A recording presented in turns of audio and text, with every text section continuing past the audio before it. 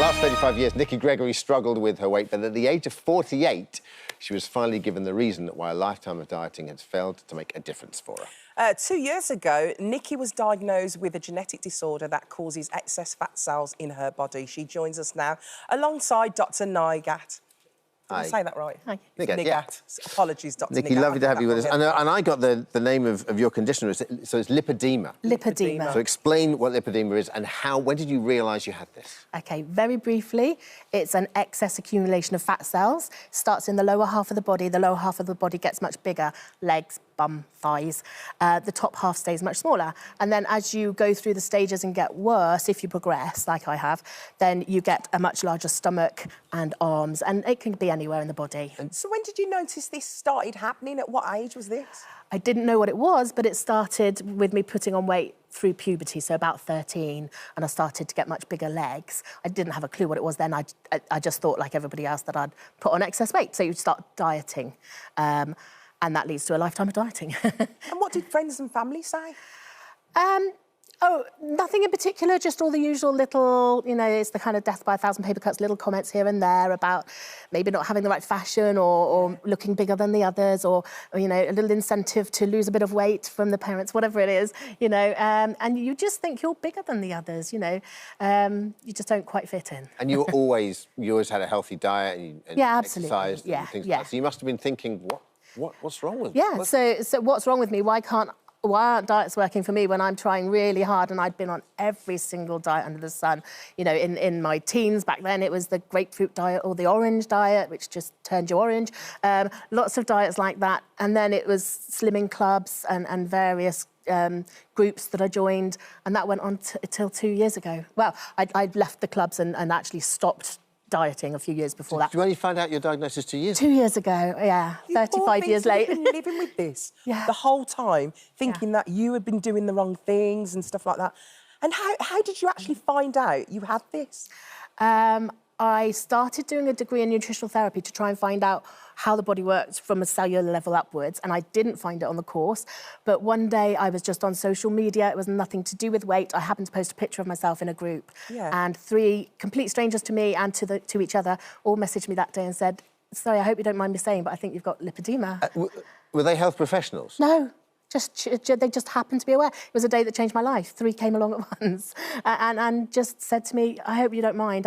It's an awkward thing to tell someone, you think, but I think you've got lipoedema." And as soon as I looked it up, I had. Yeah, so up to then, what had been your experience with health professionals? Is it quite a difficult condition to diagnose? Yeah, so lipoedema is hidden in plain sight. You can see that I'm really, really big, but it looks like obesity. So it usually never gets any further than that diagnosis. Right. You're obese, and if you're not losing weight, you're not trying hard enough.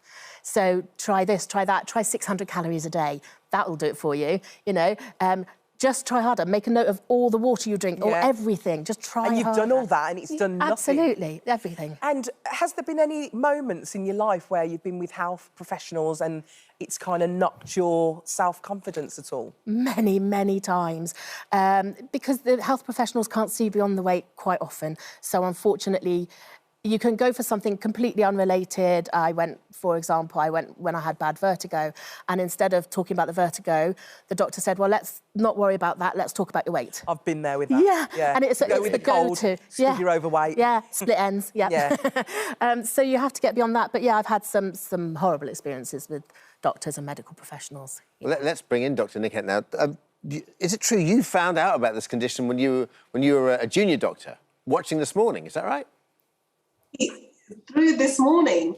So in 2015, I was on maternity leave with my son. I was a salaried GP in Wendover, and I turned on This Morning, as you do, with my child, and there was a lady talking about lipidemia and her concerns, and it honestly was like a light bulb moment, because that's the first time I'd ever seen it and heard of it.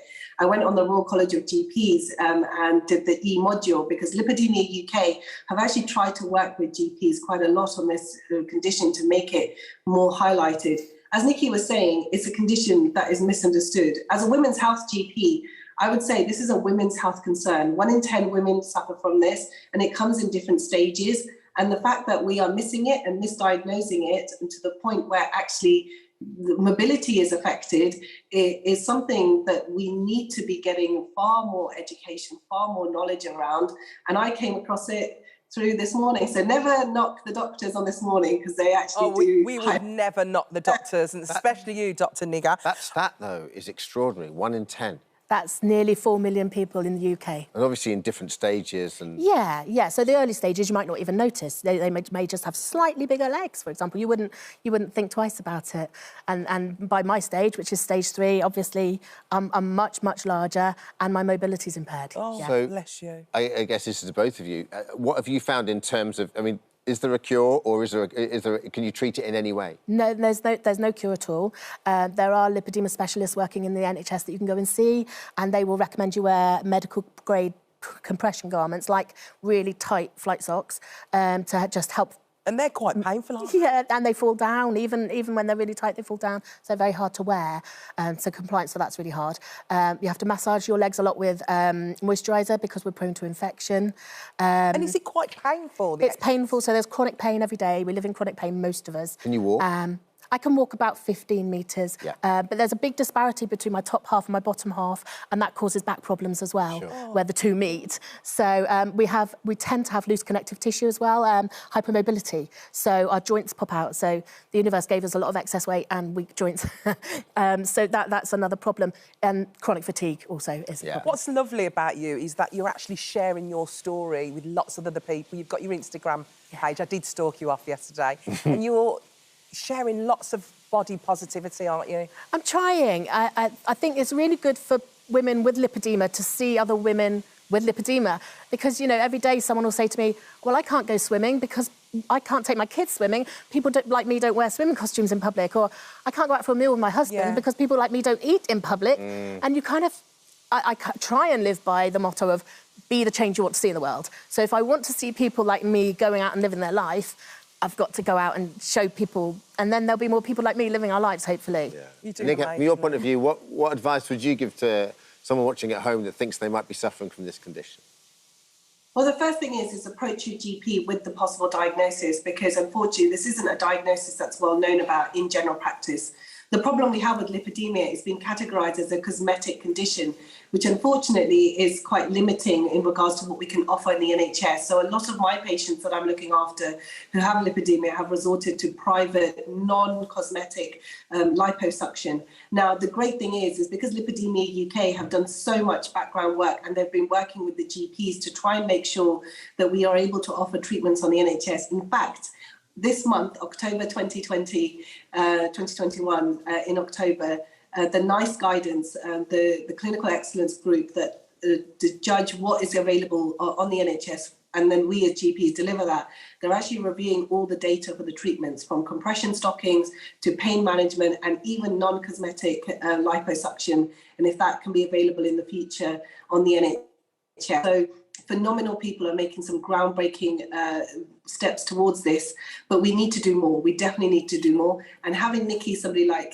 her, sharing her story, being body positive and showing, do you know what, it's not obesity, it's not the fact that I'm eating so much, it's the fact that this is a condition that affects millions of women, and we as doctors and healthcare professionals, and learn from our patients, need to do better research. Oh, thank you, Dr Nighat. And also thank you to you, Nicky. Thank Thanks you. for coming and sharing your story. You've inspired loads today. Thanks very much. Thank you. Thank you.